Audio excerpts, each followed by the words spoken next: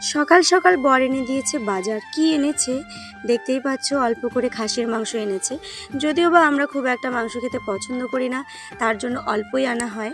আর ছেলের জন্য আবদারেই আনা হয়েছে, যদিও ও কিন্তু খাসির মাংস পছন্দ করে না। ও যদিও বা চিকেন খেতেই বেশি পছন্দ করে। তো এখানে মাছ, মাছের ডিম, তারপর মুসুর ডাল, এদিকে মাংস, এগুলোই রান্না হবে আজকে স্পেশাল। যেদিন আমি বাড়িতে থাকি সেদিন কিন্তু রান্নাবান্না একটু অন্যরকমই হয়। তো যদিও সব কিছু অল্প অল্প করেই করব, একবারে করব না।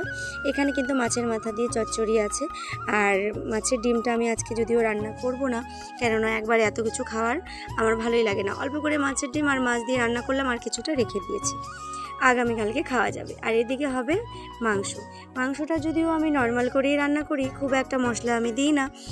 তবু খাসির মাংস যেটা লোকাল হয় সেটা পাতলা করে ঝোল কিন্তু খেতে খুবই ভালো লাগে।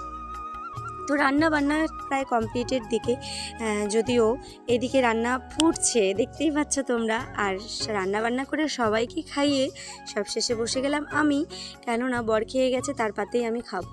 এদিকে কিন্তু মাংসের তেল আমার খাওয়াই চলে না, একটু অসুবিধা আছে, তবু একটুখানি নিয়েছি দেখতে পাচ্ছ।